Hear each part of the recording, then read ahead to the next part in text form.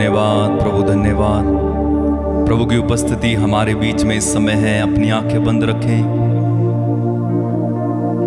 यीशु हमारे बीच में है। वो आपके बीच में चल रहे हैं। वो आपको छू रहे हैं इस समय। वो आपको इसी समय छू रहे हैं। आंखें बंद रखिएगा, प्रार्थना में रहिए।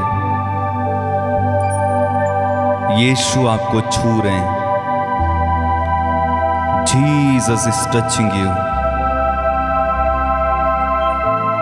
प्रार्थना में रहें, जिद करें, प्रभु मुझे तू चाहिए। आज पवित्र आत्मा का दिन है।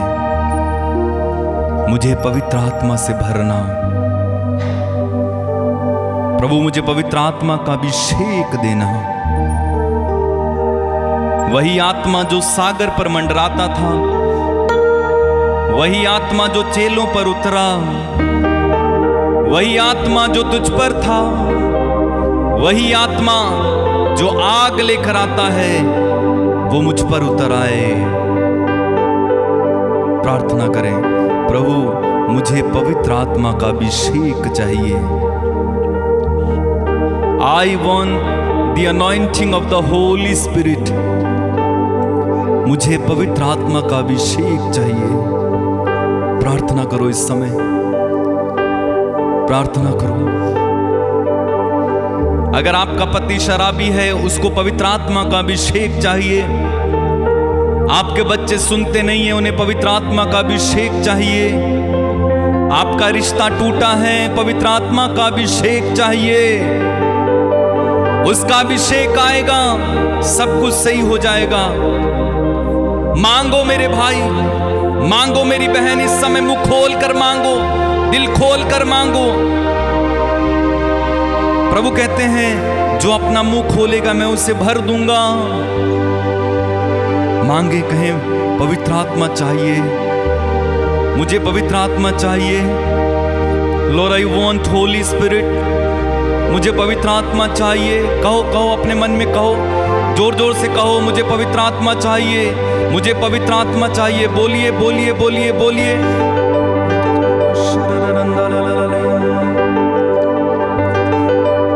मेरा दिल तेरा घर है, इस घर में आत्मा कहे। मेरा दिल तेरा घर है, तेरा घर है, इस घर में इस घर में आत्मा। मेरा दिल तेरा घर है, इस घर में आत्मा गाए। मेरा दिल तेरा घर, तेरा घर है, इस घर में आत्मा। मेरा दिल तेरा घर है, इस घर में आत्मा। तेरा घर, तेरा घर है, इस घर में आत्मा। आंखें बंद रखें। मेरा दिल तेरा घर है, इस घर में आत्मा। मेरा दिल तेरा घर, तेरा घर है, इस घर में आत्मा। तड़पता हूँ मैं तेरे लिए, तड़पता हूँ मैं तेरे लिए। ओ ढूंढता हूँ मैं तुझको सदा। ढूंढता हूँ मैं तुझको सदा। तड़पता हूँ मैं तेरे लिए, तड़पता हूँ मैं तेरे लिए।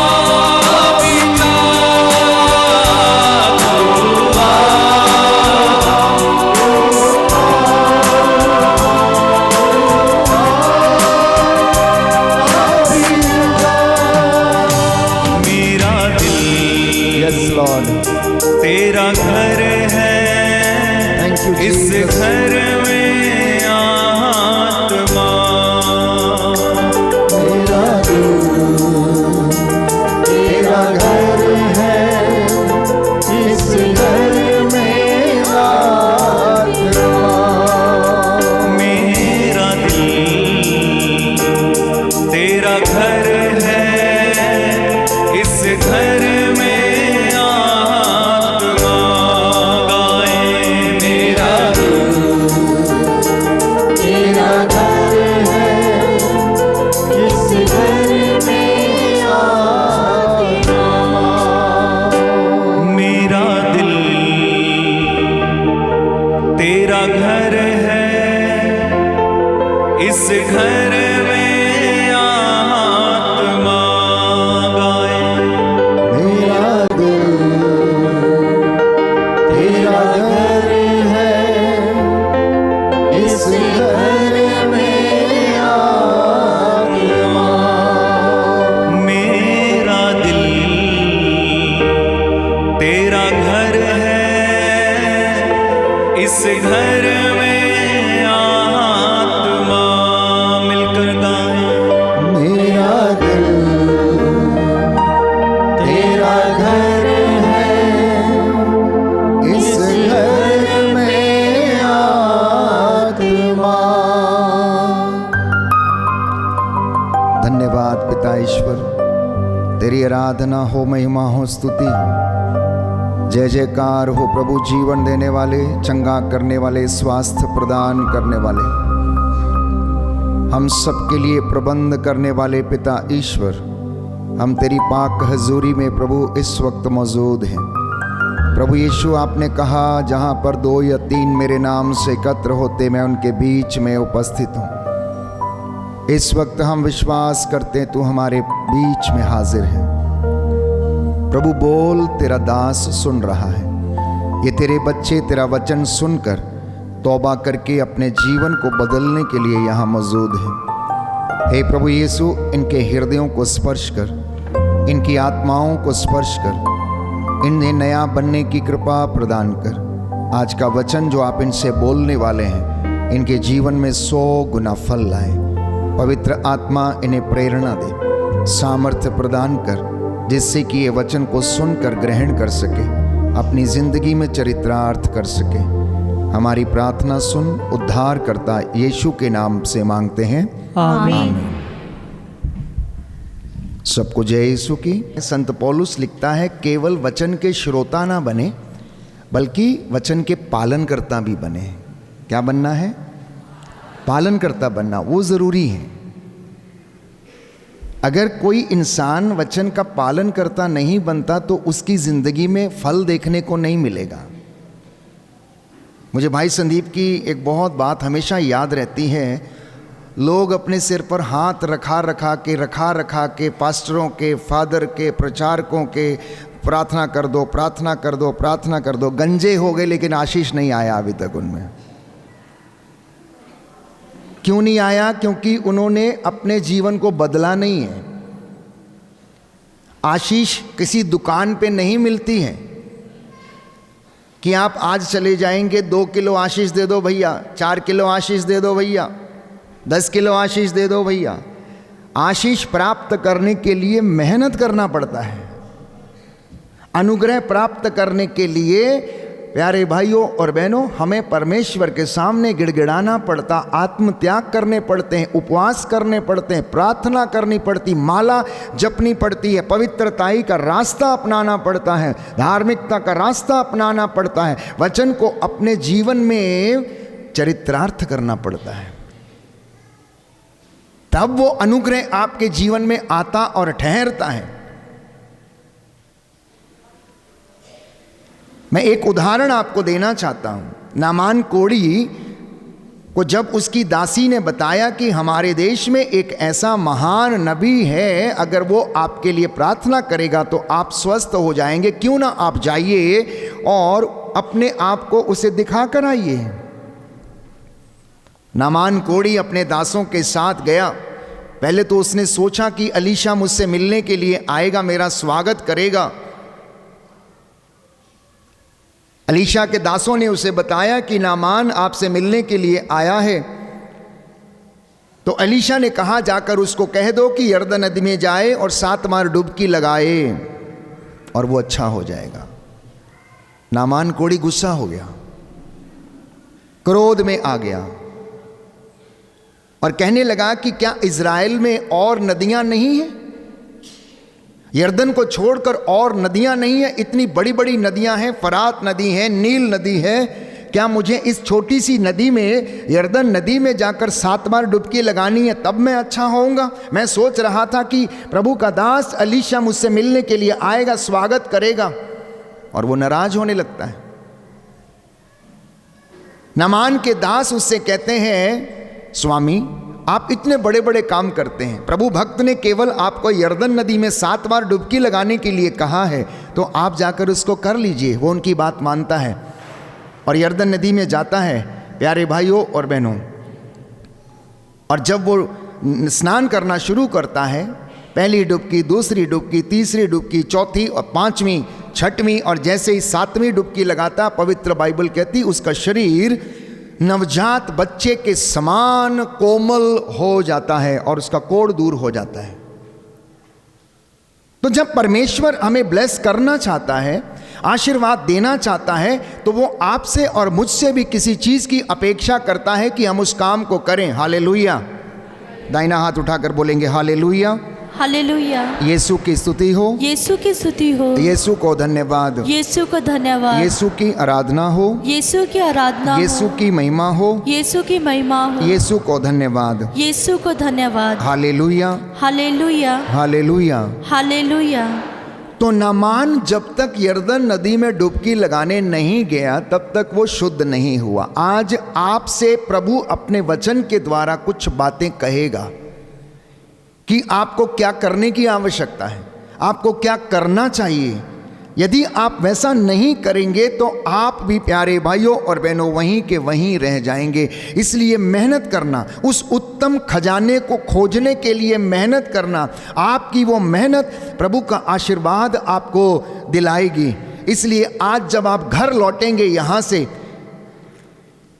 तो बदले हुए मनुष्यों के जैसे लौटना, नए प्राणी बने हुए लोगों के जैसे लौटना, पुराना सब कुछ पीछे छोड़ के नया धारण करके लौटना। प्यारे भाइयों और बहनों, लूकस के सुसमाचार अध्याय 8 पद संख्या 15 में पढ़ते हैं कि वे जो उत्तम भूमि में बीज गिरे वो बड़े हो गए। कोई 100 गुना फल लाया, कोई 60 गुना फल लाया और कोई 70 गुना फल लाया।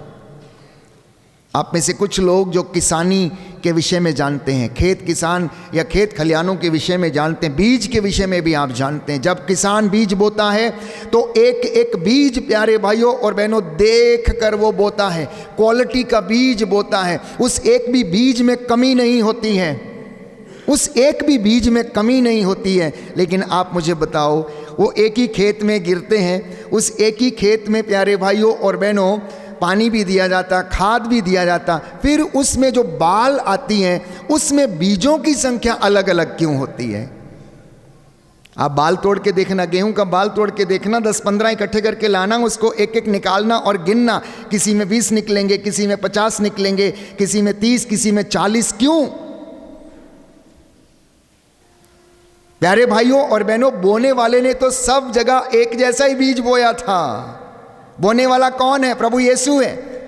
और आज आपके सामने प्रभु का दास यहाँ पर बीज बो रहा है और एक ही बीज यहाँ पर 1000 लोगों के जिंदगी में बोया जा रहा है। उसकी क्वालिटी भी एक है, उसकी गुणवत्ता भी एक है, उसका सामर्थ्य भी वही है, लेकिन वो सब लोगों की जिंदगी में अलग अलग फल उत्पन्न करेगा। जो जैसा रिसीव करेगा वो वैसा उसके जीवन में फल आएगा। जो जितनी भक्ति के साथ आत्मा और हृदय की सच्चाई से उसे ग्रहण करके उस पर काम करेगा, वो वचन, वो बीज उतना फलवंत होगा। इसमें बोने वाले का दोष नहीं है, बोने वाले का दोष नहीं है प्यारे भाई और बहनों। वो तो उत्तम भूमि को तैयार करता और उसमें बीज को बोता है। कुछ बीज जो अच्छी भूमि पर गिरे 100 गुना फल लाए। तो अपनी भूमि को अच्छी तरीके से तैयार करना। हर कन्वेंशन की जो सफलता है, हर आध्यात्मिक सत्संग की जो सफलता है, वो है तैयारी। वो है अपने गुनाहों का तौबा करना, अपना पुराना सब कुछ निकालना और नया उसमें भरना। अगर पहले से ही पुराना उसमें भरा हुआ है, नया आप भर नहीं सकते। हालेलुया, यीशु की स्तुति हो, यीशु की स्तुति हो, यीशु को धन्यवाद, यीशु को धन्यवाद, यीशु की आराधना हो, यीशु की आराधना हो, यीशु की महिमा हो, यीशु की महिमा हो, यीशु को धन्यवाद। यीशु को धन्यवाद। हे प्रभु यीशु, हे प्रभु यीशु, मेरे जीवन में, मेरे जीवन में, मेरे परिवार में, मेरे परिवार में अपने वचन का अपने वचन का 100 गुना फल उत्पन्न कीजिए। 100 गुना फल उत्पन्न कीजिए। हालेलुया, हालेलुया, हालेलुया, हालेलुया, हालेलुया। हालेलुया। तो इन फलों को उत्पन्न करने के लिए प्यारे भाइयों और बहनों, हमें पवित्र आत्मा के मार्गदर्शन की आवश्यकता है। पवित्र आत्मा के मार्गदर्शन में जब आप चलेंगे तो हम सांसारिक चीज़ों में आसक्त नहीं होंगे। मैं ये नहीं कहता कि आप एंटरटेनमेंट ना करें, पिकनिक ना जाएं, अपने सांसारिक जीवन को ना जिएं, परंतु संत पौलुस हमें समझाना चाहता है कि आप इन सांसारिक चीज़ों में आसक्त ना हो जाएं। आप इनमें अपनी खुशी मत खोजिए। ये क्षणिक भर के लिए हैं, थोड़े समय के लिए, थोड़े देर का आनंद देते हैं। उदाहरण के लिए, आज आप किसी रिसोर्ट में खाना खाने के लिए जाएंगे, आप थोड़ी देर के लिए उसका स्वाद लेंगे, चाहे आप चिली चिकन खाएं, बटर चिकन खाएं या फिर मटन खाएं या जो कुछ भी खाएं, वो थोड़ी देर के लिए उसका स्वाद रहता है। उसके बाद प्यारे भाइयों और बहनों, वो किसी काम का नहीं रह जाता है। वो आपको शरीर की थोड़ी सी ताकत देता है, उसके बाद मलद्वार के द्वारा वो निकल जाता है और आप वैसे के वैसे ही हो जाते हैं।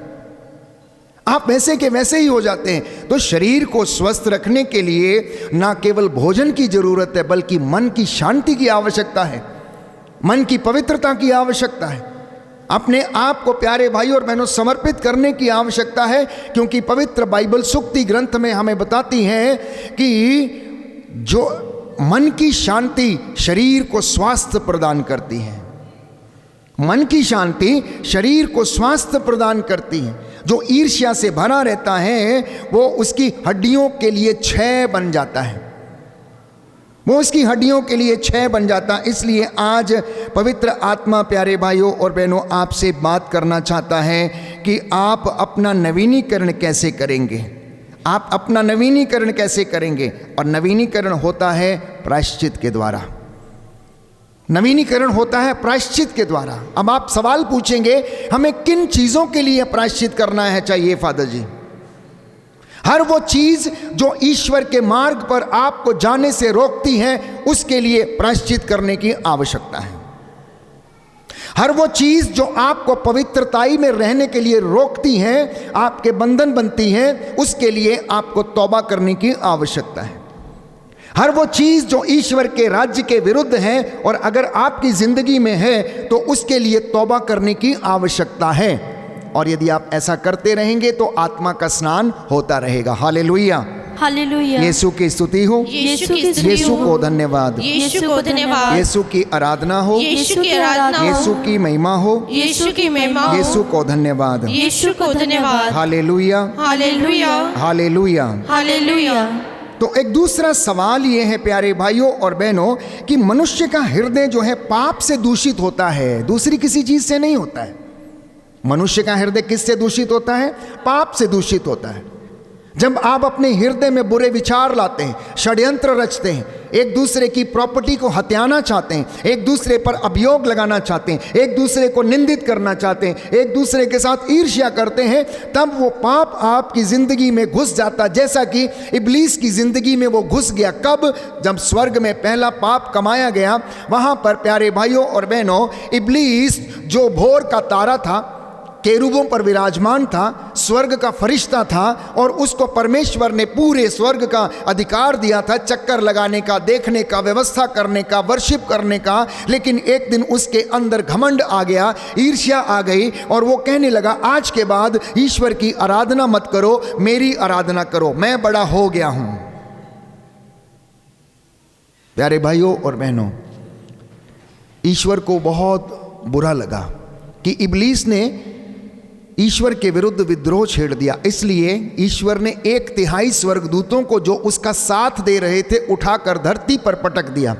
जैसा कि लूकस के सुसमाचार अध्याय 10 पद संख्या 18 में लिखा हुआ, यीशु कहता है कि मैंने शैतान को आसमान से बिजली की तरह गिरते हुए देखा है। इसका मतलब यह है कि यीशु मसीह पिता के मुख में ऑलरेडी शब्द था, यीशु मसीह स्वर्ग में था। यीशु मसीह ने इब्लीस को धरती के ऊपर गिरते हुए देखा। जब वो इस बात को क्लेम करते हैं कि मैंने शैतान को आसमान से बिजली की तरह गिरते हुए देखा है, क्योंकि उसे परमेश्वर ने धरती के ऊपर 1/3 स्वर्गदूतों के साथ पटक दिया था। और जब उसको पटक दिया तो वो धरती के ऊपर विचरने वाले मनुष्यों का नाश करने की कोशिश में लग गया। सबसे पहले उसने आदम और हेवा को बहकाया। उसने हेवा के जरिए आदम को पकड़ा और उसके घराने को नष्ट कर दिया, और पाप प्यारे भाइयों और बहनों उसकी जिंदगी में आ गया और उनके द्वारा मनुष्य जाति में फैल गया, बाइबल कहती है।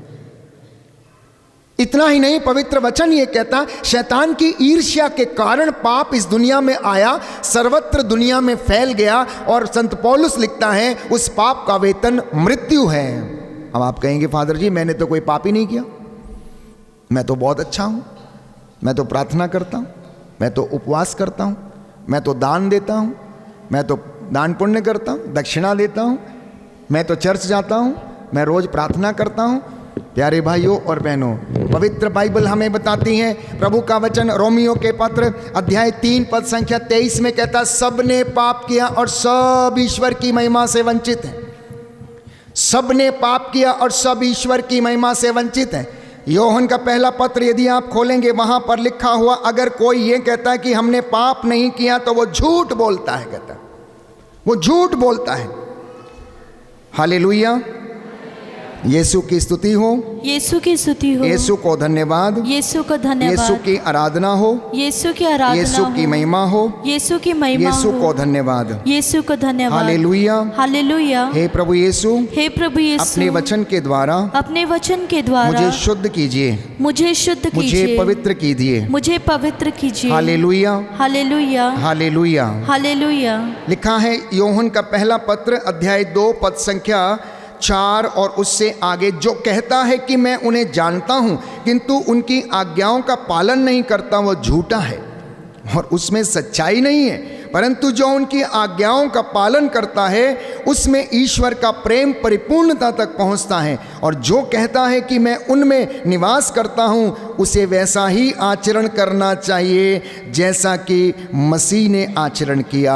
हालेलुया, हालेलुया, हालेलुया, हालेलुया। यीशु की स्तुति हो, यीशु की स्तुति हो, यीशु को धन्यवाद, यीशु को धन्यवाद, यीशु की आराधना हो, यीशु की यीशु आराधना की महिमा हो, यीशु की महिमा यीशु हो, को धन्यवाद। यीशु को तो धन्यवाद। अगर कोई ये कहता है मैं उपवास करता हूं, मैं प्रार्थना करता हूं, दान पुण्य करता हूं, मैं संस्कारों को योग्य रीति से ग्रहण करता हूं, तो प्यारे भाइयों और बहनों, प्रभु का वचन ये कहता, संत पौलुस लेता है कि उस मनुष्य को ईसा मसीह के जैसे आचरण भी करना चाहिए। ईसा मसीह के मनोभावों के अनुसार उसे जीवन व्यतीत करना चाहिए। अगला वचन मैं आपके लिए पढ़ना चाहता हूं, योहन का पहला पत्र अध्याय 1 पद संख्या 8 और उससे आगे, यदि हम कहते हैं कि हम निष्पाप हैं तो हम अपने आप को धोखा देते हैं और हम में सत्य नहीं है। यदि हम कहते हैं कि हम निष्पाप हैं तो हम अपने आप को धोखा देते हैं और हम में सत्य नहीं है। और यदि हम अपने पापों को स्वीकार करते हैं तो वो हमारे पाप क्षमा करेगा और हमें हर अधर्म से शुद्ध करेगा, क्योंकि वह विश्वसनीय तथा सत्य प्रतिज्ञ ईश्वर है। Hallelujah, hallelujah. दाहिना हाथ उठाकर वचन दोहराएंगे, हालेलुया। हालेलुया। प्रभु का वचन कहता है, प्रभु का वचन कहता है, यदि हम कहते हैं यदि हम कहते कि हैं हम निष्पाप हैं कि हम निष्पाप हैं तो हम अपने को धोखा देते हैं, तो हम अपने को धोखा देते हैं, हम में सत्य नहीं है। हम में सत्य नहीं है। यदि हम अपने पाप को स्वीकार करते हैं यदि हम अपने पाप को स्वीकार करते हैं तो वो हमारे पाप क्षमा करेगा तो वह हमारे पाप क्षमा करेगा और हमें हर अधर्म से शुद्ध करेगा, कि वह विश्वसनीय क्योंकि वह विश्वसनीय तथा सत्य प्रतिज्ञ है। तथा सत्य प्रतिज्ञ है। हालेलुया, हालेलुया, हालेलुया। हालेलुया। तो प्रियजनों, मैंने अपने वक्तव्य को शुरू किया कि मैंने कहा कि नया व्यक्ति बन के यहाँ से जाना, नया व्यक्ति बनने के लिए पवित्र आत्मा के सामर्थ्य की आवश्यकता है। नए व्यक्ति बन के जीने के लिए विश्वास में दृढ़ रहने की आवश्यकता है। और जब आप विश्वास में दृढ़ रहने का प्रयास करते हैं तो हमें इस बात को ध्यान रखना है कि क्या मेरा जीवन पवित्र है या नहीं, क्या मैं प्रभु की इच्छा के अनुसार जी पाता हूं या नहीं। क्योंकि हम संसार में रहते हैं तो ये संसार पाप से, शोषण से, हत्या से, धोखे से, झूठ से, फरेब से भरा हुआ है। चारों तरफ प्यारे भाइयों और बहनों संसार का नायक इब्लीस लोगों को बहकाने के चक्कर में पड़ा रहता है, फाड़ खाने के चक्कर में पड़ा रहता। इसलिए संत पौलुस कहता आप सावधान रहें, पाप से दूर रहें, बचे रहें और अपने आप को प्रभु की इच्छा के अनुसार समर्पित करके प्रार्थना करते रहें। क्योंकि आप लोगों के विषय में ईश्वर की इच्छा ये है कि आप पवित्रताई का जीवन व्यतीत करें। बोलिए आमेन। आमेन। दाहिना हाथ उठाकर मेरे पीछे दोहराइए, हालेलुया, हालेलुया, हालेलुया, हालेलुया, हालेलुया। हालेलुया। हे प्रभु यीशु, हे प्रभु यीशु, मैं वादा करता हूँ मैं वादा करता हूँ पवित्रता का जीवन जीऊंगा, पवित्रता का जीवन जीऊंगा, प्रायश्चित का जीवन जीऊंगा। प्रायश्चित का जीवन जीऊंगा। हालेलुया, हालेलुया, हालेलुया। हालेलुया। तो प्रियजनों, जब हम अपने पापों को स्वीकार करते हैं, पवित्रता के लिए मेहनत करते हैं तो परमेश्वर हमें क्षमा करता है। मेरे कई वक्तव्यों में मैंने समझाने का प्रयास किया कि पाप इंसान के जीवन की एक कमजोर कड़ी है। आपने जंजीर देखी है, लोहे की जंजीर देखी है, उसकी कड़ियां देखी हैं, उसकी एक भी अगर कड़ी कमजोर होगी तो वो प्यारे भाइयों और बहनों वेट को सहन नहीं कर पाती है। वो कड़ी अगर जरा सी भी कमजोर होगी, खुली होगी, तो वहां से वो जो चीज उसके साथ लटकाई गई है वो गिर जाएगी। तो इसका विशेष रूप से ध्यान रखना है कि कौन सा पाप आपकी जिंदगी को खाए जा रहा है, कौन सी ऐसी बात जो आपकी जिंदगी में, जो आपके जीवन की कमजोर कड़ी है और शैतान उस कमजोर कड़ी को देखता रहता। उदाहरण के लिए, अगर किसी को झूठ बोलने की आदत है तो वो उसके जीवन की कमजोर कड़ी है। अगर किसी को निंदा करने की आदत है तो ये उसके जीवन की कमजोर कड़ी है। अगर किसी को धोखा देने की आदत है तो ये उसकी जिंदगी की कमजोर कड़ी है। अगर किसी को दूसरों के प्रति वासना से भरपूर होकर आकर्षित होने की आदत है तो ये उसके जीवन की कमजोर कड़ी है। अगर किसी को अश्लीलता की आंखों में अश्लीलता को देखने की आदत है तो ये उसके जीवन की कमजोर कड़ी है। इस प्रकार से बहुत सी ऐसी चीजें हो सकती हैं। नशा हो सकता है, मोबाइल का एडिक्शन होता है, यहाँ तक कि ज़्यादा मोबाइल के ऊपर अन्य चीज़ों को देखना, उसमें आसक्त हो जाना, ये भी उसके जीवन की कमजोर कड़ी है और उसकी उन्नति में बाधा बनती है। चाहे वो आर्थिक उन्नति हो, चाहे सामाजिक उन्नति हो, चाहे वो आध्यात्मिक उन्नति हो, ये उसके जीवन की कमज़ोर कड़ी बन जाती हैं और एक दिन उसको अपने आगोश में लेकर समाप्त कर देती है। हालेलुया, हालेलुया। यीशु की स्तुति हो, यीशु की स्तुति हो, यीशु को धन्यवाद, यीशु को धन्यवाद, यीशु की आराधना हो, यीशु की आराधना हो, यीशु की महिमा हो, यीशु की महिमा हो, यीशु को धन्यवाद, यीशु को धन्यवाद। हालेलुया। हालेलुया। तो जब इंसान इस तरीके की चीजों में फंस जाता है तो वो अपने आप को ईश्वर से दूर करने लगता है। पवित्र बाइबल यशाया नबी के ग्रंथ अध्याय 59 पद संख्या 2 में कहती है कि तुम्हारे अधर्म ने तुमको परमेश्वर से दूर किया। किसी व्यक्ति ने नहीं किया। किसने किया? तुम्हारे अधर्म ने, तुम्हारी कमजोरियों ने, तुम्हारी बुराइयों ने, तुम्हारे पापों ने तुमको ईश्वर से दूर किया है। अब समय है, कहता 10 गुना उत्साह के साथ तुम लौट कर ईश्वर के पास आओ। नबी बारूक का ग्रंथ अध्याय 4 पद संख्या 27। नबी बारूक का ग्रंथ पुराने व्यवस्थान में हम पढ़ते हैं। नबी बारूक का ग्रंथ अध्याय 4 पद संख्या 27 में लिखा हुआ है, तुमने ईश्वर से दूर जाने की बात सोची थी, लेकिन अब तुम उसके पास 10 गुना उत्साह के साथ आने का प्रयास करो, लौट कर चले आओ। और संत पौलुस कहता है ये उचित समय है, तुम ईश्वर से मेल कर लो। इतना ही नहीं कहता है, तुम अपने आप को ईश्वर के अधीन कर दो, जिससे कि शांति का ईश्वर शीघ्र ही शैतान को तुम्हारे पैरों के नीचे कुचल दे। हालेलुया, हालेलुया, हालेलुया। हालेलुया। हे प्रभु यीशु, हे प्रभु यीशु, मेरे पापों को, मेरे पापों को, मेरे गुनाहों को मेरे गुनाहों को क्षमा कीजिए, क्षमा कीजिए, माफ कीजिए। माफ कीजिए। हालेलुया, हालेलुया, हालेलुया, हालेलुया, हालेलुया। हालेलुया। तो हमारे जीवन का नवीनीकरण तभी संभव है जब आप प्यारे भाइयों और बहनों पाप और पश्चाताप को दोनों को समझ पाएं। यदि आप इनको समझ नहीं पाएंगे तो हमारे जीवन का उद्धार संभव नहीं, आध्यात्मिक उन्नति संभव नहीं। आप में से बहुत से लोग जब मुझसे मिलते हैं तो कहते हैं कि हमने पाप नहीं किया है। प्यारे भाइयों और बहनों, परमेश्वर ने मूसा को विधान की पाटियां दी और बाइबल कहती है कि परमेश्वर ने स्वयं अपनी उंगली से उन नियमों को उस विधान की पाटियों पर लिखा और मूसा को दिया और कहा कि जाकर मेरे लोगों से कहो कि परमेश्वर इन सारे नियमों को तुम्हें देता है, इसलिए तुम इनका पालन करोगे तो तुम दीर्घ आयु होगे, लंबे समय तक इस धरती के ऊपर तुम जीवित रहोगे। वो नियम क्या थे? एक परमेश्वर है, उसकी आराधना करना, उसको छोड़ किसी दूसरे की आराधना नहीं करना, प्रभु का नाम व्यर्थ नहीं लेना, प्रभु का दिन पवित्र रखना, माता पिता का आदर करना, चोरी मत करना, झूठी गवाही मत देना, व्यभिचार मत करना, पराये धन का लालच मत करना, पराई स्त्री की कामना नहीं करना। प्यारे भाइयों और बहनों, क्या इंसान इससे बचा हुआ है? क्या इंसान इससे बचा हुआ है?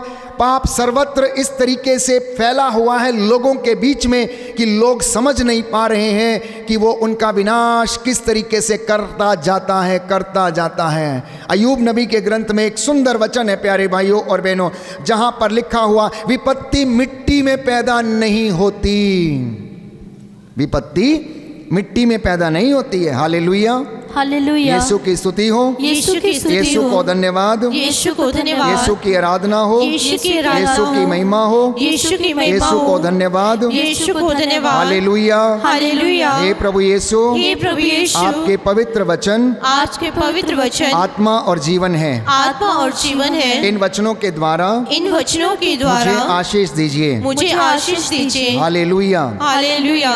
सुनिए ध्यान से, अय्यूब नबी का ग्रंथ अध्याय 5 पद संख्या 6 और उससे आगे, विपत्ति मिट्टी में से नहीं उगती और दुख भूमि से उत्पन्न नहीं होता। सुंदर बात है, इंसान उसके लिए जिम्मेदार है।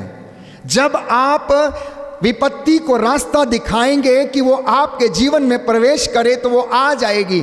हेवा ने इब्लीस को अपने घर में आने का रास्ता दिखाया, जब तक उसने मना किया तब तक वो बची रही, लेकिन जिस दिन उसने रास्ता दिखा दिया, बोले इब्लीस भैया आ जाओ, बहुत दिन हो गए हो, बड़े परेशान कर रहे हो, रोज़ मुझसे मिलना चाहते हो, बात करना चाहते हो, आज मैं तुम्हारी बात सुन ही लेती हूँ, क्या कहना चाहते हो बोलो।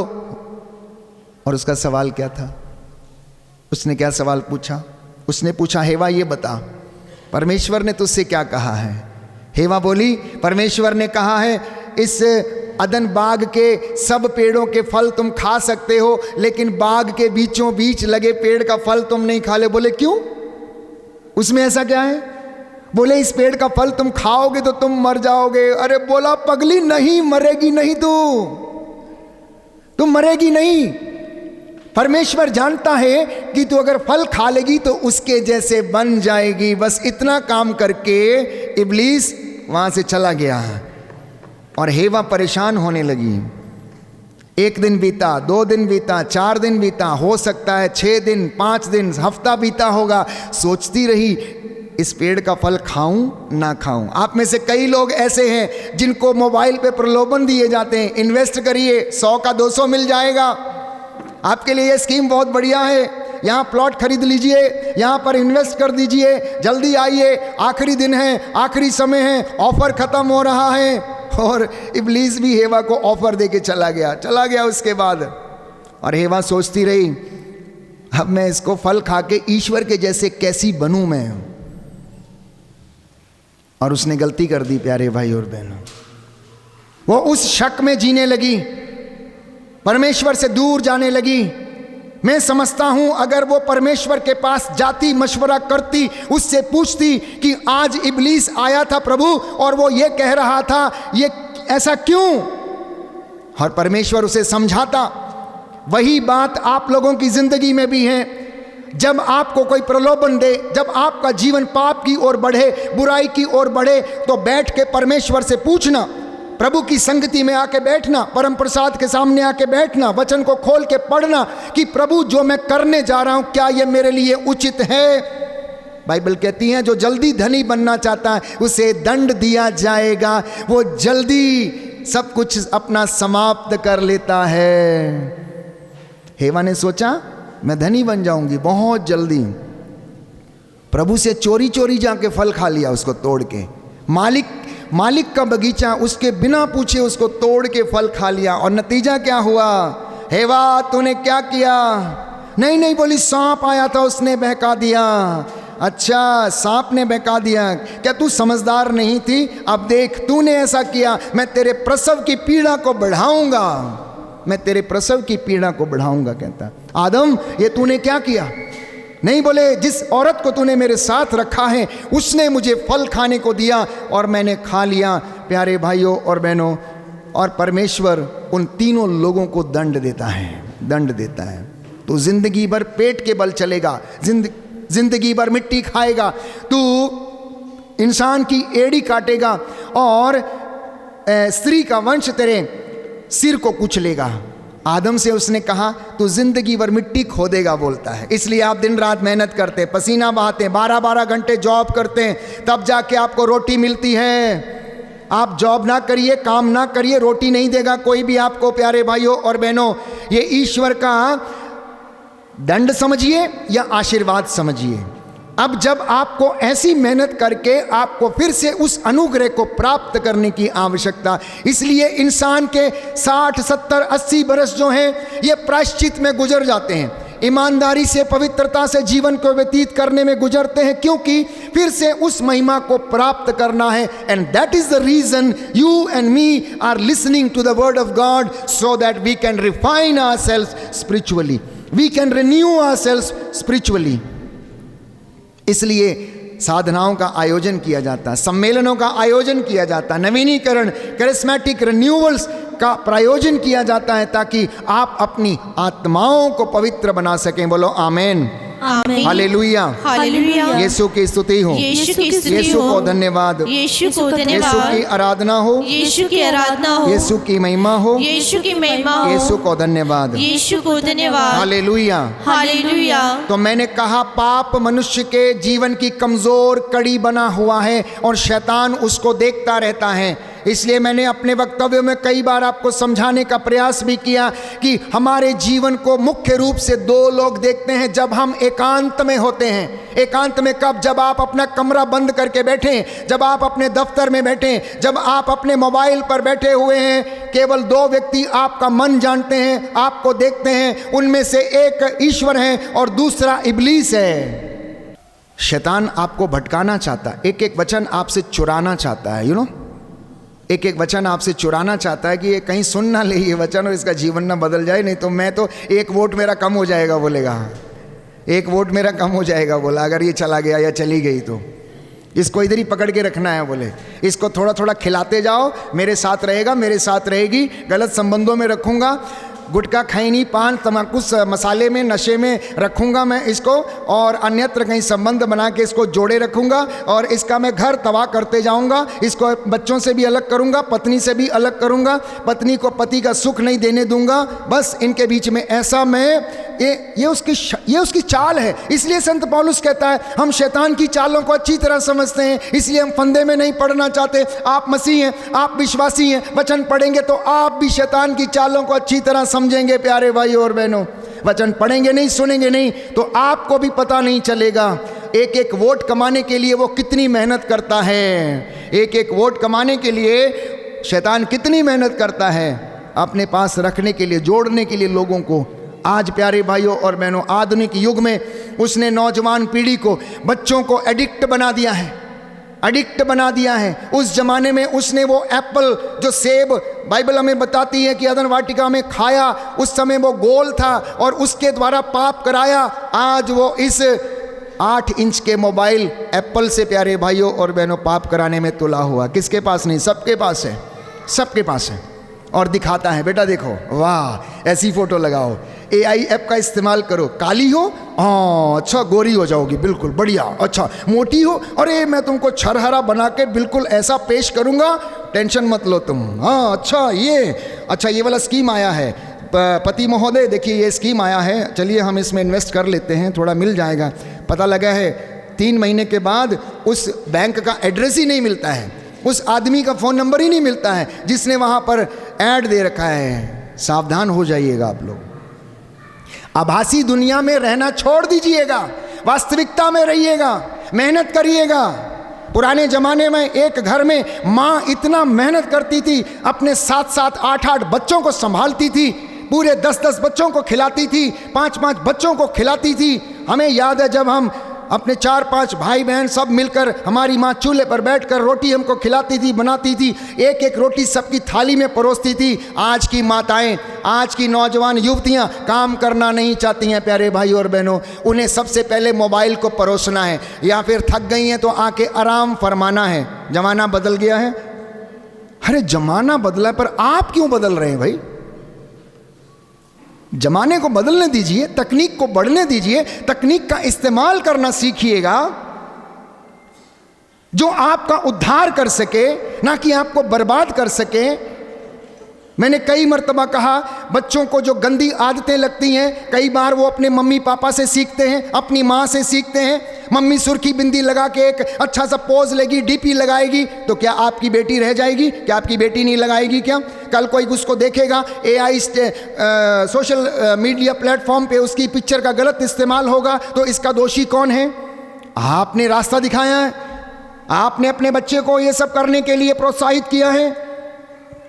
ये सब करने से पहले अपने बच्चों को समझाना भी है, क्या बुरा है क्या अच्छा। इसलिए पवित्र बाइबल विधि विवरण ग्रंथ में कहती, इन वचनों पर मनन चिंतन किया करो, इसे अपने बच्चों को समझाया करो, क्या अच्छा है क्या बुरा है। ये तुम्हारे लिए निरे शब्द नहीं है, इन पर तुम्हारा जीवन निर्भर है। हालेलुया, हालेलुया। यीशु की स्तुति हो, यीशु की स्तुति यीशु हो, को धन्यवाद, यीशु को धन्यवाद, यीशु की आराधना हो, यीशु की आराधना यीशु की हो, महिमा हो, यीशु की महिमा यीशु को हो, धन्यवाद। यीशु को धन्यवाद। हालेलुया, हालेलुया, हालेलुया। हालेलुया।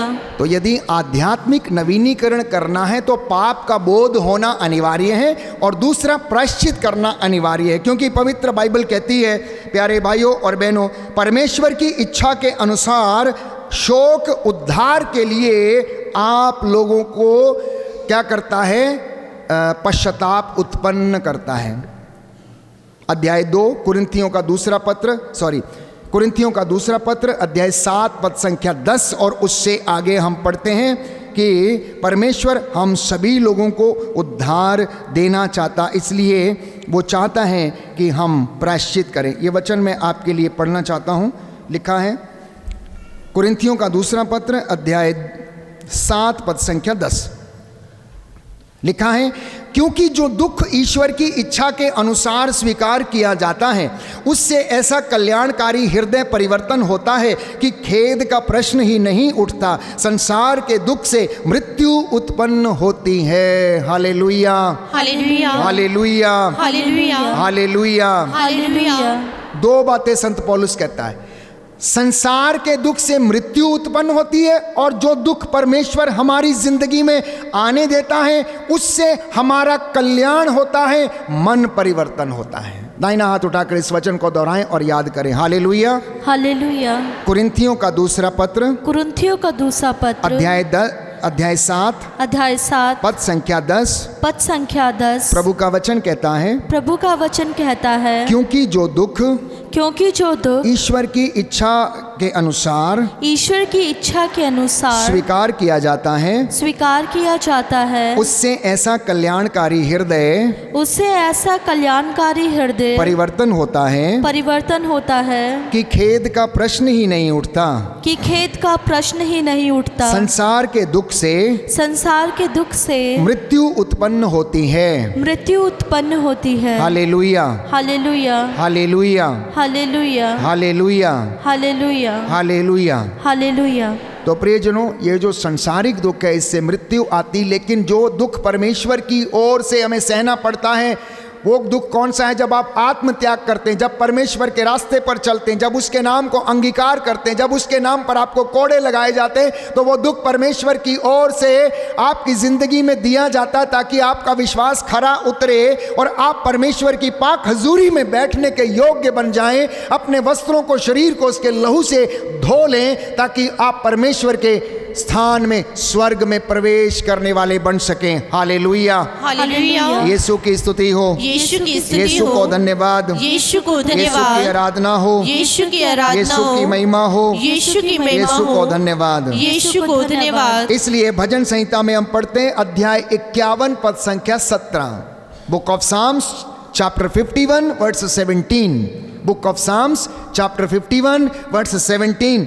टूटा हुआ और खेदित हृदय परमेश्वर तुच्छ नहीं जानता।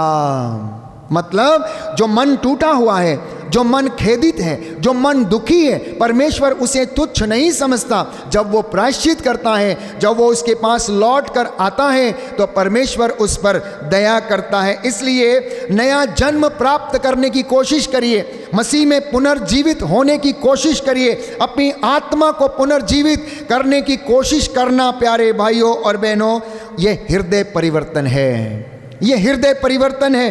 बाइबल कहती है, योहन का सुसमाचार अध्याय 3 पद संख्या 3 और उससे आगे, जब तक कोई नया जन्म ना ले ले वह परमेश्वर के राज्य में प्रवेश नहीं कर सकता। आप परमेश्वर के राज्य में जाना चाहते हैं?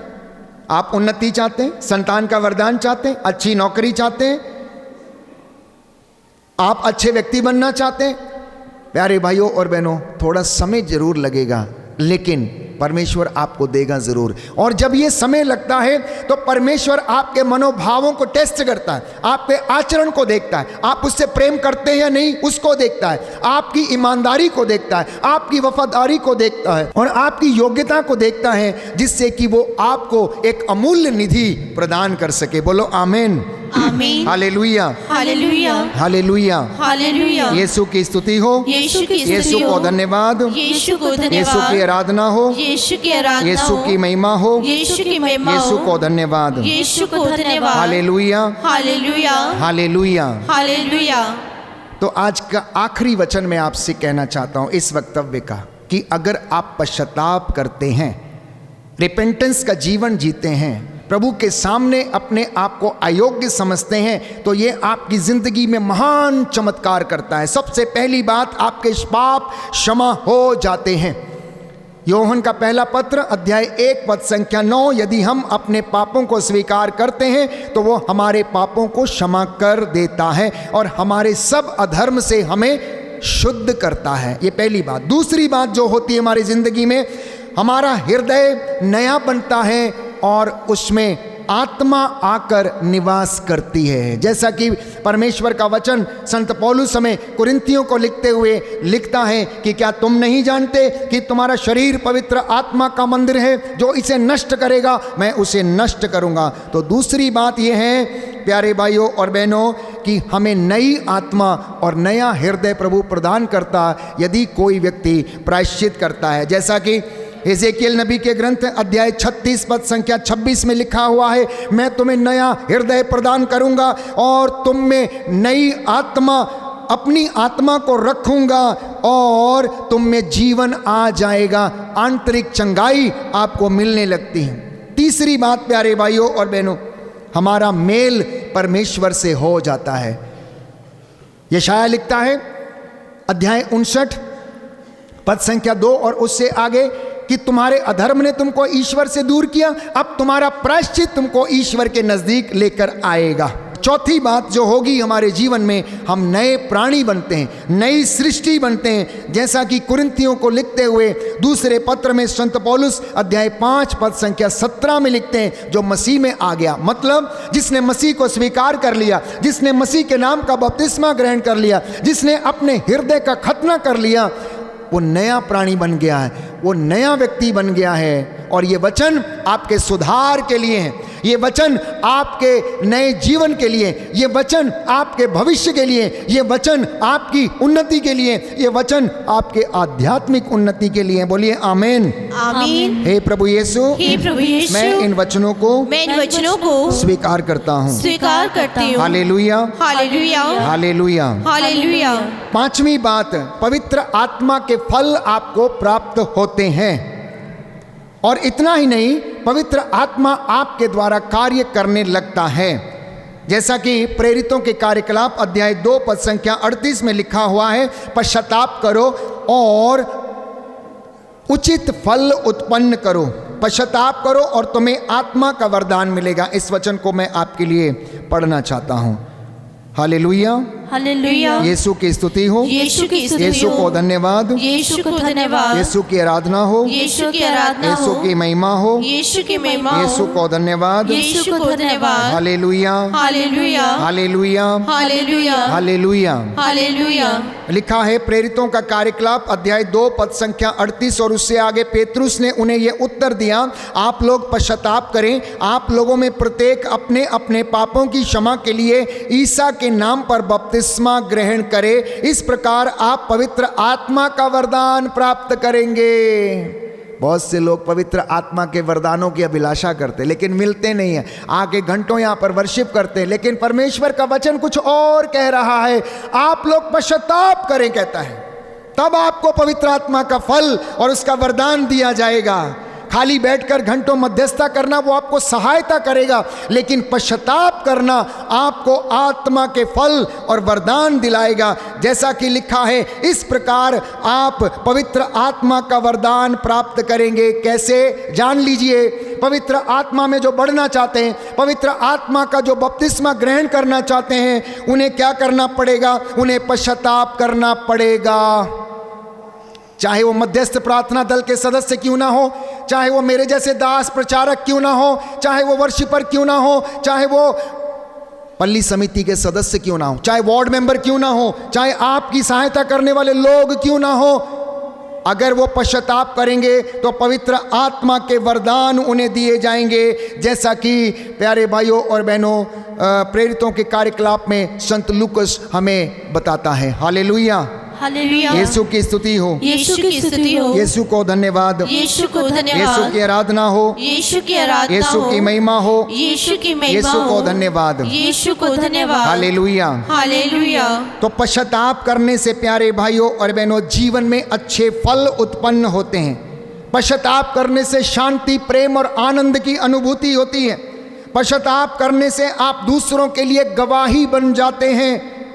पश्चाताप करने से आपके अंदर अनंत जीवन की आशा जो है फिर से वो बढ़ने लगती हैं, वो बढ़ने लगती हैं और परमेश्वर आपको ब्लेस करता है। बोलिए आमीन, आमीन। इसलिए आज से अपने परिवार में प्यारे भाइयों और बहनों इस पश्चाताप का उचित फल उत्पन्न करना शुरू कर दीजिए। मैंने कई मर्तबा कहा, अगर कोई पुरोहित पश्चाताप करता है, उदाहरण के लिए कलीसिया का पल्ली पुरोहित यदि वेदी के सामने घुटना टेककर हाथों को उठाकर अपनी प्रभु की प्रजा के लिए दया की भीख मांगता है, प्रायश्चित करता है, तो ये घटना कलीसिया के लिए एक मुख्य घटना बन जाती है। इंग्लिश में इसे सुंदर तरीके से कहा गया है,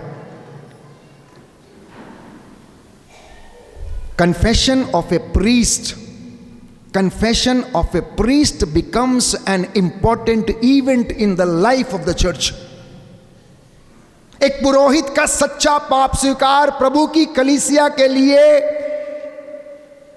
विश्वासियों के लिए एक मुख्य घटना बन जाता है। जैसा कि प्यारे भाइयों और बहनों परमेश्वर का वचन योएल नबी के ग्रंथ में लिखता है, परमेश्वर यह कहता है, ऐ याजकों, मैं तुम्हें आदेश देता हूं, मैं चाहता हूं कि तुम वेदी के सामने घुटना टेको, मेरी प्रजा के लिए जो भटकी हुई है तुम प्रायश्चित करो। इतना ही नहीं, यशायाह लिखता है, मेरी प्रजा को इनके पापों के विषय में पढ़कर सुनाओ, इनके अपराधों के विषय में पढ़कर सुनाओ, क्योंकि ये वचन के ज्ञान के अभाव में भटकी हुई है, अपने अपने रास्ते पर चली हुई है।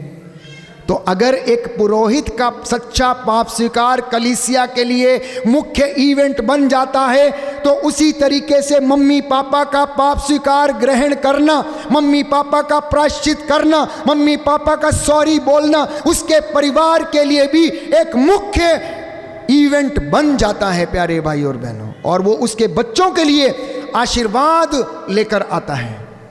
आप मत सोचिए कि ये कोई कन्फेशन एक थोड़ी छोटी मोटी चीज़ है, नहीं प्यारे भाई और बहनों। The grace of the confession, confessional की वो जो ग्रेस है हमें आत्मिक उन्नति, शारीरिक उन्नति, स्वास्थ्य की उन्नति, आध्यात्मिक उन्नति, पारिवारिक उन्नति हमें प्रदान करती है। और वो कृपा जो आप कन्फेशन से लेकर जाते हैं वो आपके बच्चों की जिंदगी में भी लाभकारी होती है। बोलिए आमेन, आमीन, हालेलुया, हालेलुया। यीशु की स्तुति हो, यीशु की स्तुति हो, यीशु को धन्यवाद, यीशु को धन्यवाद, हालेलुया, हालेलुया, हालेलुया। हालेलुया। तो अंत में पारिवारिक नवीनीकरण कैसे करना है, अपना नवीनीकरण कैसे करना है, मैं चंद बातें कह के मैं समाप्त करता हूं। नियमित रूप से प्रार्थना करना सीख जाइए, पहली बात, पहला नियम है परिवार को नया बनाने के लिए। दूसरा, पवित्र वचन को अपनी दिनचर्या में शामिल करें। सुबह शाम कम से कम एक पैराग्राफ वचन का आप अवश्य पढ़ें घर में और उसको डिक्लेयर करें, यीशु का वचन आप डिक्लेयर करें। तीसरा, एक दूसरे को क्षमा करना सीखें। चौथा, आपस में एक दूसरे के साथ प्रेम से वार्तालाप करें। पांचवा, बच्चों को आध्यात्मिक शिक्षा दें। छठवां, घर में परमेश्वर के वचन को सम्मान दें। कितने घरों में ऑल्टर बनाए हैं और वो ऑल्टर साफ हैं? परमेश्वर को प्रथम स्थान वहां पर है। जिन्होंने नहीं बनाए आज जाके बनाना। I tell you, next day आपके घर में चमत्कार होगा, नेक्स्ट डे आपके घर में चमत्कार होगा। प्यारे भाई और बहनों, हम में से बहुतों ने वचन को सुना लेकिन प्रभु को प्रथम स्थान ना तो अपनी जिंदगी में ना अपने घर में नहीं दिया। उसके लिए एक आदर और महिमा में स्थान नहीं है, सिंहासन नहीं है। प्रभु यीशु कहाँ रहता है? वचन के द्वारा आपके घर में रहता है। वो चल फिर कर नहीं आता है प्यारे भाई और बहनों, वो इस संसार रूपी शरीर में नहीं है, वो आत्मा है। जैसा कि संत योहन लिखता है, ईश्वर तो आत्मा है, इसीलिए वो चाहता है कि उसके आराधक आत्मा और सच्चाई के साथ ईश्वर की आराधना करें। वो ऐसे आराधकों को खोजता है, ऐसे आराधकों को खोजता है। कल मैं अनायास ही अपना मोबाइल देख रहा था, उसमें एक वक्तव्य था और मैंने उसको 15 मिनट के लिए सुना कि परमेश्वर कौन से गानों को पसंद करता है, कौन सी वर्शिप को पसंद करता है और कौन सी वर्शिप को पसंद नहीं करता है। आजकल आप देख रहे हैं हल्ला गुल्ला, शोर शराबा और दुनिया भर की चीज़ें। हो सकता है जब आप उनको देखते हैं तो आप उनके लिए तालियां बजाएं और नाचें और गाएं, परंतु जरूरी नहीं है कि स्वर्ग राज्य में वो गीत, प्यारे भाइयों और बहनों, परमेश्वर का हृदय जो है उसको वो लुभा रहा है या उसको आनंद दे रहा है या नहीं। इसलिए आत्मा से भर के गाना, कोई गीत जब आप बनाते हैं, परमेश्वर के सामने बैठना, प्रार्थना करना, प्रभु से गीत मांगना कि प्रभु मुझे बता मैं कौन सा गीत गाऊं जो तेरी आत्मा को सुभाए, तेरी आत्मा को अच्छा लगे, मेरी आत्मा से वो गीत निकले। और फादर अशोक अपने मन से नहीं कह रहा, संत पौलुस अध्याय 8 रोमियो को लिखते हुए कहता है, आत्मा हृदय की था लेता है, आत्मा हृदय के भावों को जानता है, आत्मा अस्पष्ट बातों को जानता है। जब वो कुछ कहता है, जब वो रोता है, परमेश्वर उसको समझ जाता है कि आत्मा रो रहा है, आत्मा रो रहा है, प्रार्थना कर रहा है। तो इसलिए परमेश्वर को सबसे पहले प्रथम स्थान देना। गीत भजन गाया करिए प्यारे भाइयों और बहनों। प्रथम दीक्षार्थी प्रेरितों के कार्यकलाप में प्रथम कलीसिया दिन रात एक मन, एक प्राण, एक चित्त होकर गीत भजन गाती थी, प्रभु की स्तुति करती थी। सप्ताह में एक दिन आराधना के लिए समर्पित होना। परिवार के निर्णयों में परमेश्वर से मार्गदर्शन लेना। शादी करनी है, परमेश्वर से पूछना। बिजनेस करना है, परमेश्वर से पूछना। गाड़ी लेना है, परमेश्वर से पूछना। यात्रा में जाना है, परमेश्वर से पूछना। कुछ काम करने हैं, परमेश्वर से पूछना। परमेश्वर आपका मार्गदर्शन करेगा। मैं इस बात का आपको आश्वासन देता हूं पवित्र वचन के द्वारा। इतना ही नहीं, आत्मिक नेतृत्व की भूमिकाओं को निभाना, विशेषकर बच्चे अपने माता पिता से सलाह लें, उनसे पूछें। परिवार में आत्मिक वरदानों की अभिलाषा करना, तभी परिवार का नवीनीकरण हो सकता। एक दूसरे के लिए आशीष का कारण बनिए, एक दूसरे के लिए परमेश्वर की गवाही को बांटिए। घर में परमेश्वर के वचन को सजा कर रखिए, दीवारों पर लिखिए, दीवारों पर लिखिए, घर की चौखटों पर लिखिए। जब आप तीर्थ स्थान में जाते हैं, कैलेंडर मिलते हैं प्रभु के वचन की घोषणा करने वाले। हम अपने अन्य भाइयों को, बहनों को देखें, वो किस तरीके से प्यारे भाइयों और बहनों अपने घरों में उन वचनों को सजा के रखते हैं जिन पर वो विश्वास करते हैं। तो एक मसीह व्यक्ति को परमेश्वर के वो वचन, चाहे वो किसी भी तरीके से आपके घर में हों, सजाए जाने चाहिए। बच्चों को मसीही और नैतिक शिक्षा दें, परिवार को समाज में परमेश्वर की ज्योति बनाएं। आप तो ज्योति हैं, इसलिए आप जलने की कोशिश करिएगा, ज्योति बनकर जलने की कोशिश करिएगा। ईर्ष्या से लोगों को जलाइए नहीं, घमंड से लोगों को मारिए नहीं, अहंकार से लोगों को मारिए नहीं, अन्यथा घर का सत्यानाश हो जाएगा। हर दिन परमेश्वर को धन्यवाद देना। आइए अपनी आंखों को बंद करें प्यारे भाई और बहनों।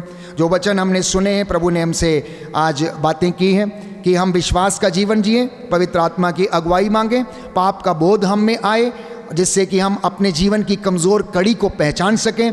प्रायश्चित करें, प्रायश्चित करने से हमें बहुत सारी कृपाएं मिलती हैं। जब ये कृपाएं हमारे जीवन में रहेंगी तो हमारे परिवार में नवीनीकरण आएगा, आध्यात्मिक जीवन में भी नवीनीकरण आएगा और आप नए व्यक्ति बनेंगे, क्योंकि पुराना सब कुछ बीत गया, नया शुरू हो गया।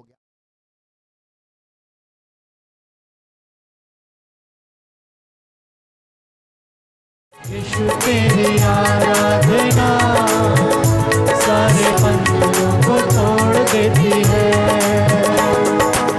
दुखी और बीमार जो भी यीशु पास आएंगे, दुखी और बीमार जो भी यीशु पास आएंगे, सारे सुख जिंदगी के यीशु से वो पाएंगे, सारे सुख जिंदगी के यीशु से वो पाएंगे। ओ दुखी और बीमार जो भी यीशु पास आएंगे, दुखी और बीमार जो भी यीशु पास आएंगे, सारे सुख जिंदगी के यीशु से वो पाएंगे, सारे सुख जिंदगी के यीशु से वो पाएंगे।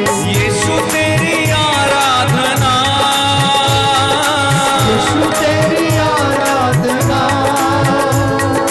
यीशु तेरी आराधना, यीशु तेरी आराधना पानी समुद्रों का चीर देती है। जोरदार तालियां बजा के, यीशु तेरी आराधना सारे बंधनों को तोड़ देती है। यीशु तेरी आराधना सारे बंधनों को तोड़ देती है। दुख की रस्सियों को, दुख की रस्सियों को एक पल में वो तोड़ देती है। जोरदार तालियों के साथ, यीशु तेरी आराधना सारे बंधनों को तोड़ देती है। गाओ गाओ, रुको यीशु तेरी आराधना सारे बंधनों को तोड़ देती है। जीना तेरे साथ, मरना भी तेरे साथ है, जीना तेरे साथ, मरना भी तेरे साथ है। जिधर भी देखूं बस तेरा ही जलाल है, जिधर भी देखो बस तेरा ही जलाल है। जीना तेरे साथ, मरना भी तेरे साथ है, जीना तेरे साथ, मरना भी तेरे साथ है। जिधर भी देखूं बस तेरा ही जलाल है, जिधर भी देखो बस तेरा ही जलाल है। यीशु तेरी आराधना, यीशु तेरी आराधना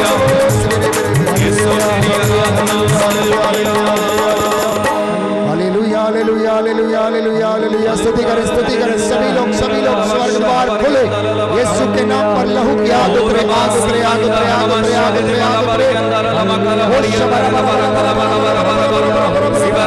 रोगी चंगे हो जाए, अंधे देखने लगे, रसौलियां जल के राख हो जाए, आर्थिक तंगियों से आजाद हो जाओ, आंतरिक चोटों से आजाद हो जाओ, आजाद हो जाओ।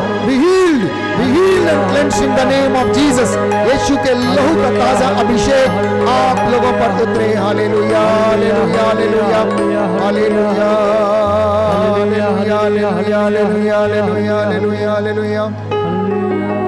यीशु तेरी आराधना सारे बंधनों को तोड़ देती है। यीशु तेरी आराधना सारे बंधनों को तोड़ देती है।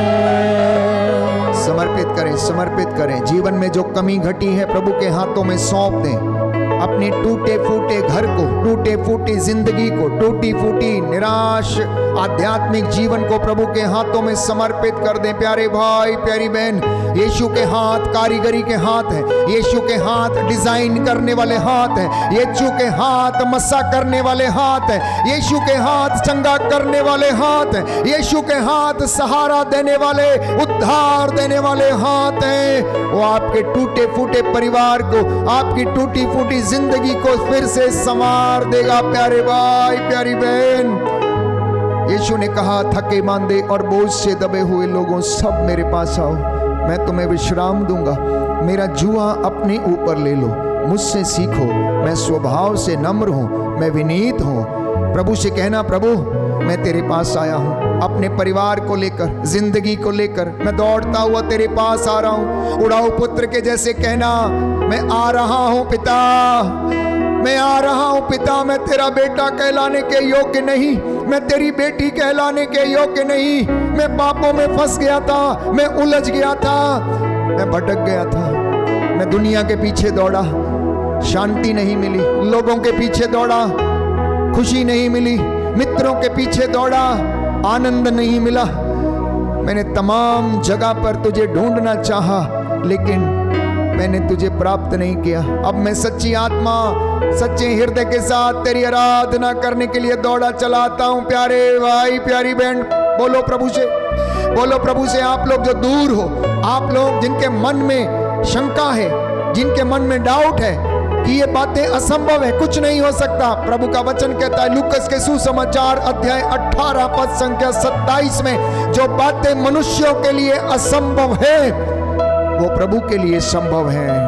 जो बातें मनुष्यों के लिए असंभव है वो प्रभु के लिए संभव है। जो डॉक्टर नहीं कर सकते वो प्रभु कर सकता है।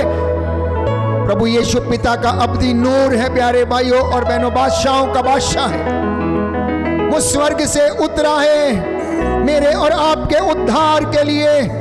जो उसके पास जाएगा उसके लिए स्वर्ग का द्वार खुल जाएगा। मैं देख रहा हूं यहाँ पर बहुत से लोग हैं जिन्हें शंका है हम अच्छे नहीं हो सकते। मैं देख रहा हूं जिनके अंदर अपराध बहुत भरा हुआ है। मैं देख रहा हूं आत्मा में कुछ लोग कठोर हृदय हैं। प्रभु यीशु आज इन कठोर हृदयों को मोम की तरह पिघला दीजिए।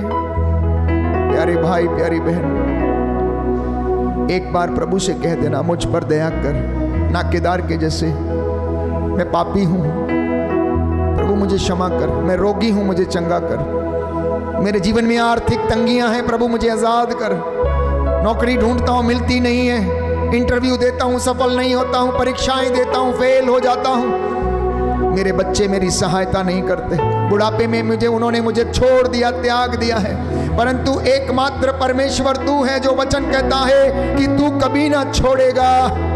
हे नाजरत के राजा, हे प्रभुओं के प्रभु, आज अपनी महिमा में दिखा, इस जगह में तेरी महिमा प्रकट होने दे। अंधे के जैसे पुकारना। प्यारे भाइयों और बहनों, हो सकता आपकी आंखें अच्छी हैं लेकिन आपका विचार अंधा है।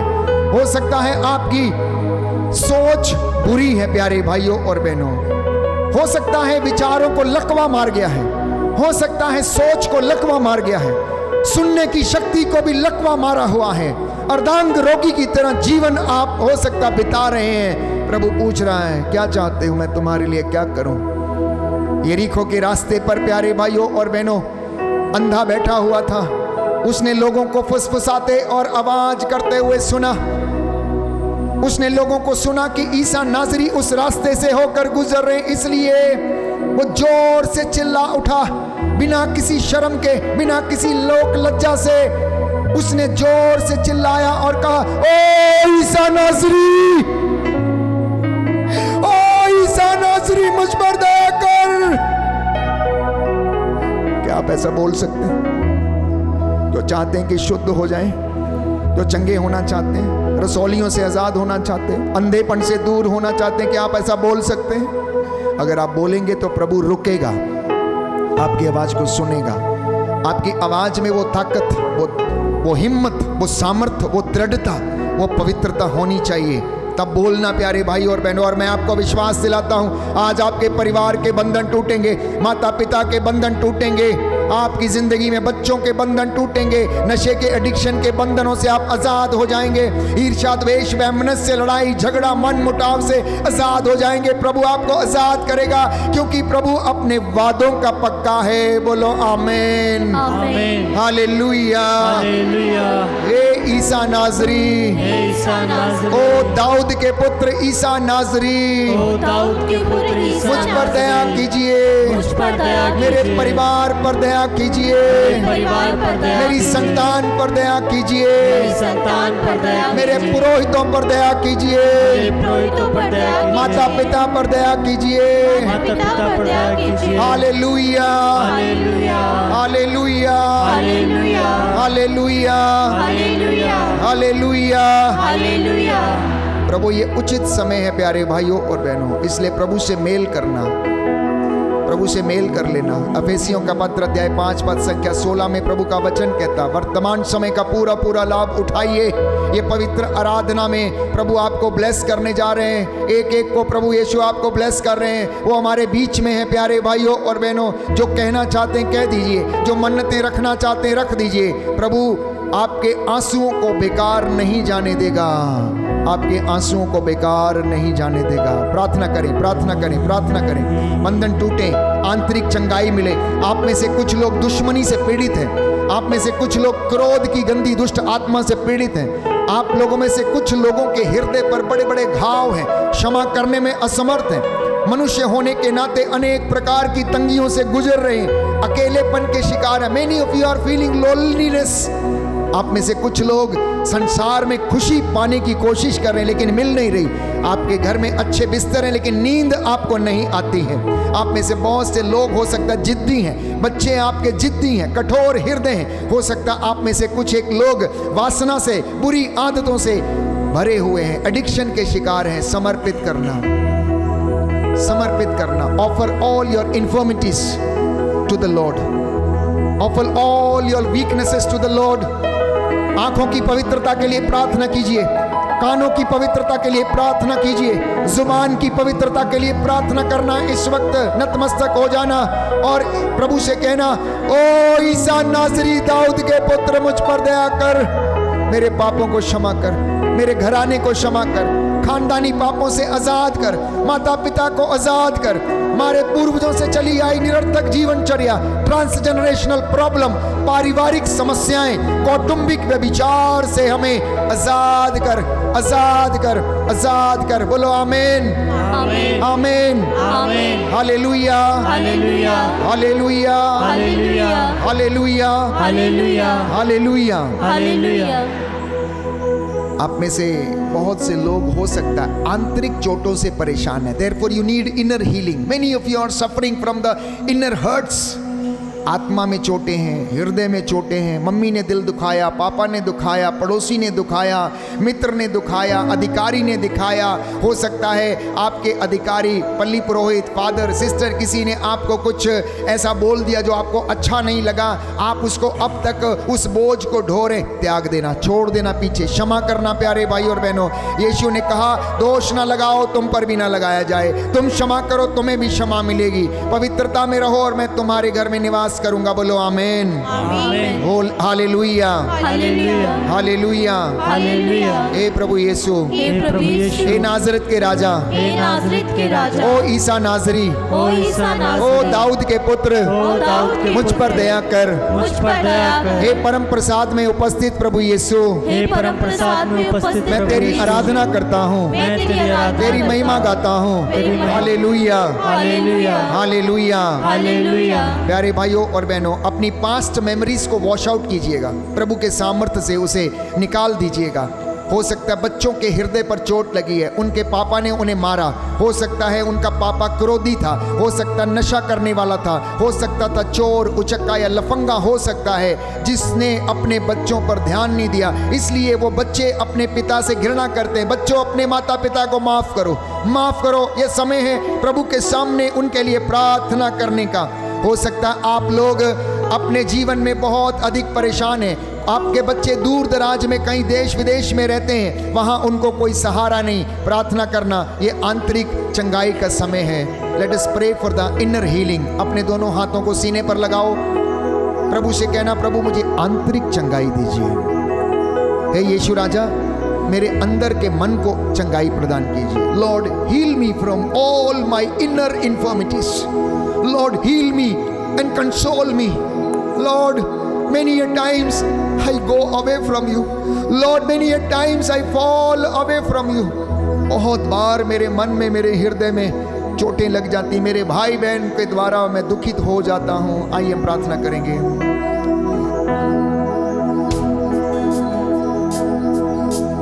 मंदिर में आया हूँ, हैकल में खड़ा हूँ,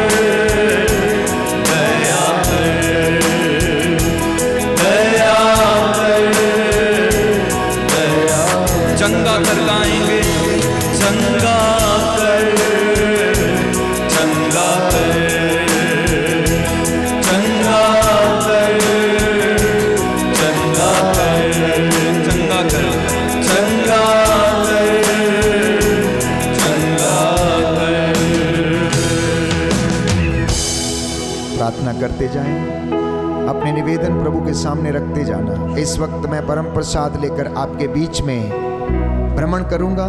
प्रभु आप लोगों को मसा करे, स्पर्श करे। जितने भी लोग विश्वास की आंखों के साथ वो उसको देखेंगे, निहारेंगे, आपको प्रभु चंगाई प्रदान करेगा, अनुग्रह देगा, और उसके बाद हम लोग अंतिम आशीर्वाद ग्रहण करेंगे। प्यारे भाई, प्यारी बहन, घुटना टेक सकते हैं तो टेक लें। प्रभु इस वक्त आपके बीच में परम प्रसाद के रूप में भ्रमण करने वाला है। प्रभु आपको हीलिंग और डिलीवरेंस आप लोगों को प्रदान करे। वो प्रभु जैसे नाजरत में घूमता था, कफरनाहोम, गलीलिया की झील के किनारे और अनेक राज्यों में, सिदून प्रांतों के और बिथानिया में घूम घूम कर प्रचार करते, लोगों पर हाथ रखते, उनको चंगा करते थे। आज वो प्रभु आप लोगों को भी आशीष प्रदान करे।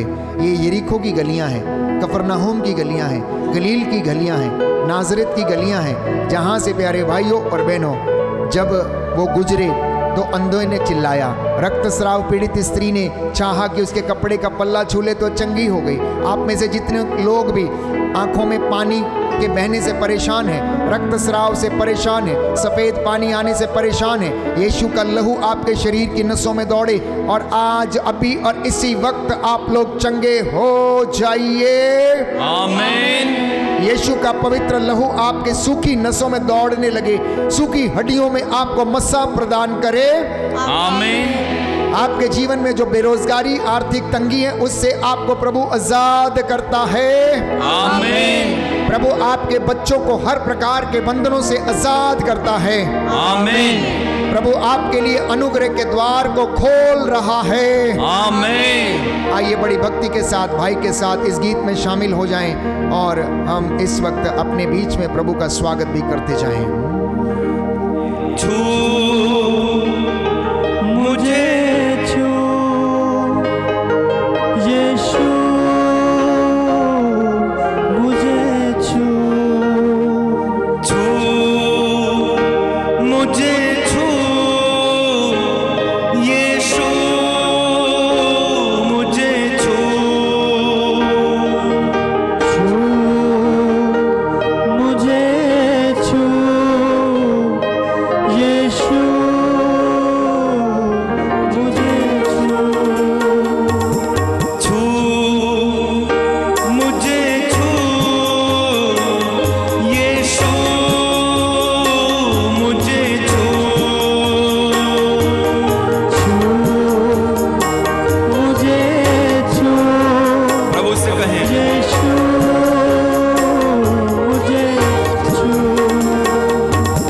छू मुझे, छू यीशु मुझे छू, मुझे छू यीशु मुझे छू,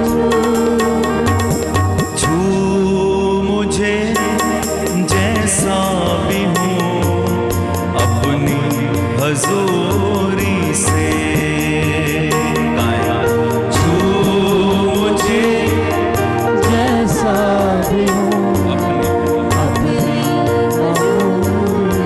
अपने हाथों को उठाएं और कहें, छू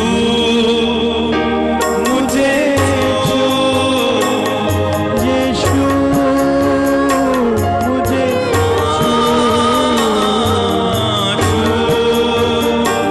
मुझे पुकार कर कहो, यीशु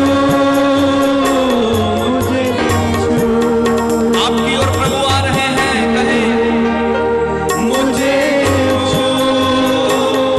यीशु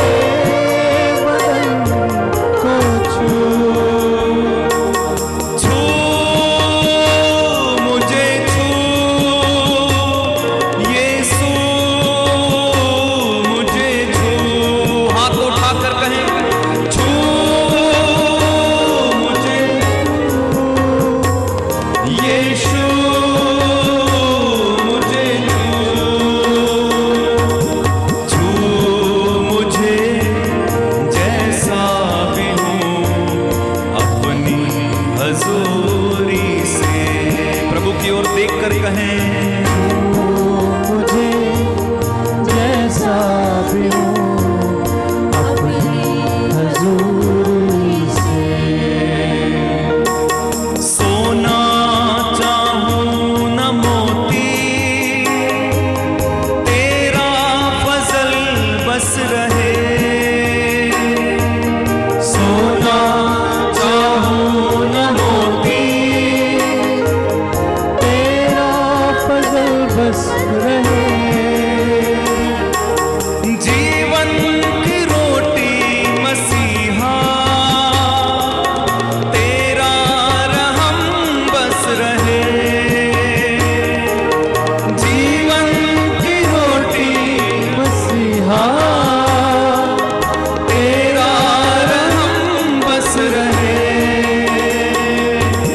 छांट मुझे मेरे मसीह अपनी मामूरी से। छांट मुझे मेरे मसीह अपनी मामूली। एक अंतिम बार अपने हाथों को उठा के अंतिम बार छू मुझे, छू यीशु,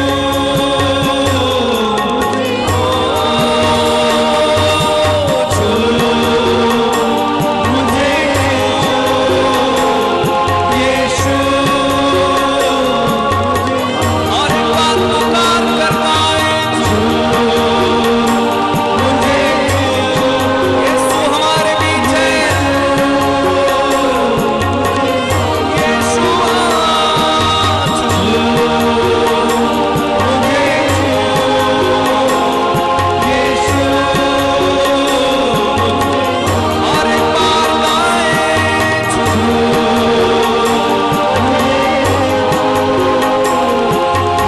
छू मुझे, छू मुझे,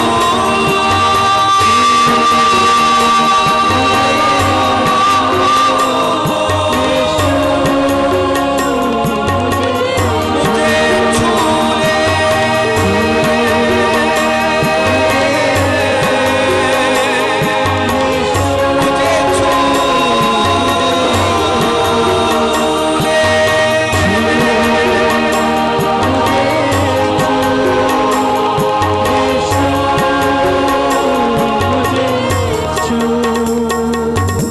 छू मुझे जैसा भी हूँ अपनी हजूरी से।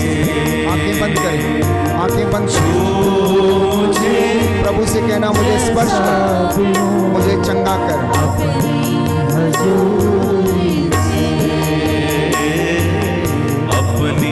हजूरी से।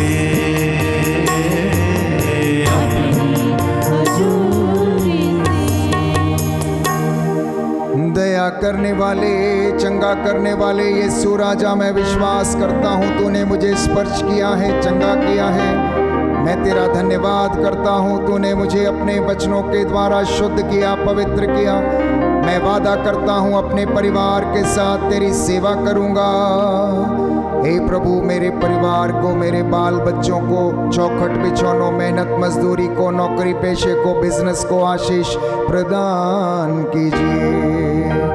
तेल या जल जो आपके हाथ में है, इसको ऊंचा उठाइएगा, या कोई भी चीज़ आप ब्लेस करना चाहते हैं उसको ऊंचा उठाइए। मैं आपके लिए प्रार्थना कर रहा हूँ। प्रभु आपको अपना मस्सा प्रदान कर रहे हैं। हाथ में पकड़ लीजिए, ऊपर कर लीजिए। हे प्रभु यीशु, मैं तेरा शागिर्द, तेरा भक्त इस वक्त तेरी प्रजा के लिए प्रायश्चित करता हूँ।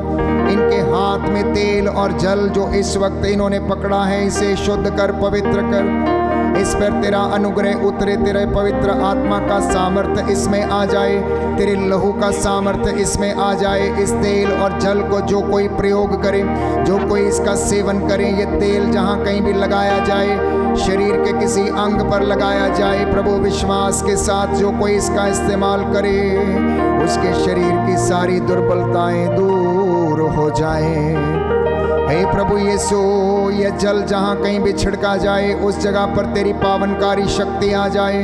तू दयावान, दया का स्रोत, दया का राजा, दया करने वाला, चंगा करने वाला, प्रबंध करने वाला ईश्वर है। मैं तेरी आराधना करता हूँ, तेरी महिमा गाता हूँ, जय जयकार करता हूँ।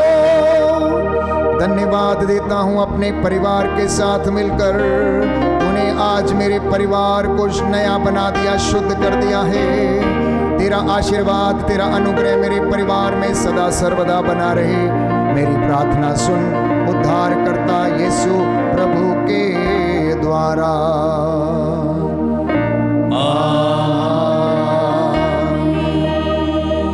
पवित्र पवित्र परम प्रसाद की आराधना हो, स्तुति हो, महिमा हो सदा सर्वदा। ऊंची आवाज में पवित्र पवित्र परम प्रसाद आराधना हो, स्तुति हो, महिमा हो सदा सर्वदा। सर झुकाएं।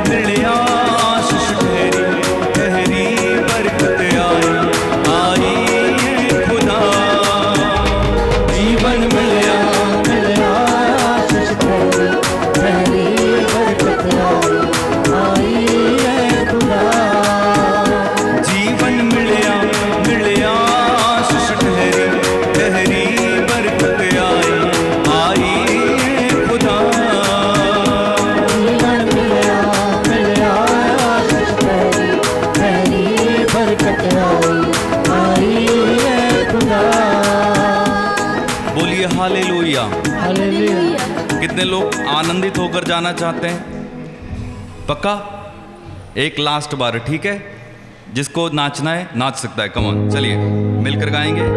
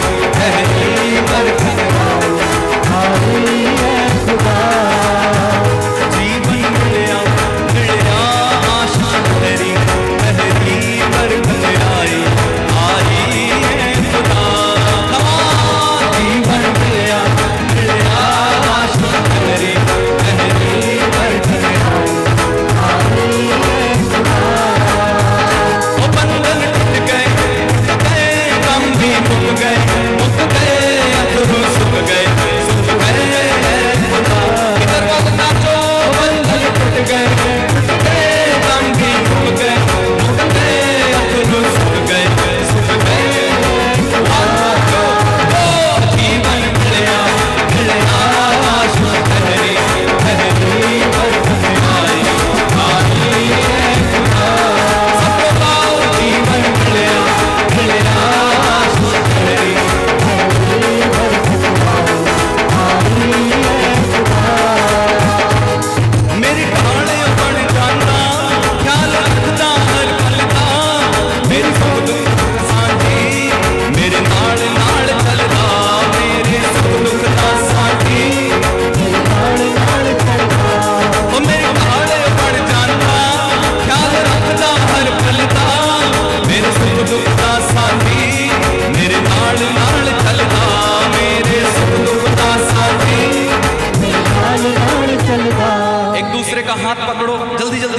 का हाथ पकड़ो, एक दूसरे का हाथ पकड़ो जल्दी से और ऊपर उठाओ। मैं नाचना सिखा रहा हूं आपको, ऊपर उठाओ।